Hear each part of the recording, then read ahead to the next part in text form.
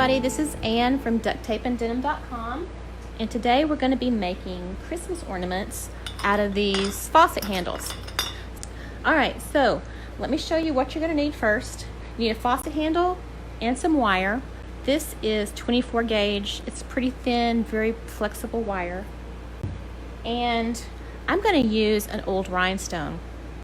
And then you also need some pliers and some clippers. What I'm going to do first, I'm not going to measure anything. And then I'm going to stick it through that part right there. Come up. Now if you want to bend it with the pliers, you can. And make like a right angle right there. And I try to hold him like that and then wrap it around. You can use 2 pair of pliers if you want. If you've got really strong fingers and you don't even need to use the pliers in this hand, you can just hold it with your fingers.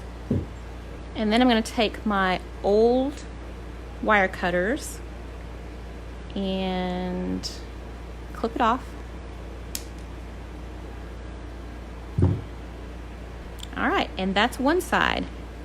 So then you put the wire through another hole. Sometimes, you could go through this one and make it go all the way over like that. Again, just wrapping around and squeezing it just so it doesn't stick out and poke me. So now we have the faucet handle and just a little loop of wire.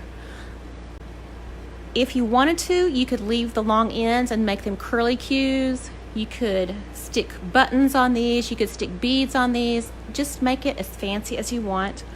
I am kind of having a junk theme, so I don't want it too fancy, but I like using old rusty stuff with very shiny, glittery, but vintage rhinestones. And this is going to be perfect because, see, there's a hole in the center there, and there is a shank on this button. So I'm not even going to have to clip it off. Alright, now let's talk about glue. You could hot glue these, but I don't recommend hot glue on this kind of surface because if you've ever hot glued something metal, hot glue doesn't always work that well with metal.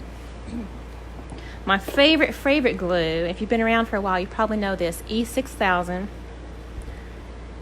And can you see how thick that is? Okay, the first bunch that came out, it has dried a little bit, so it's really thick.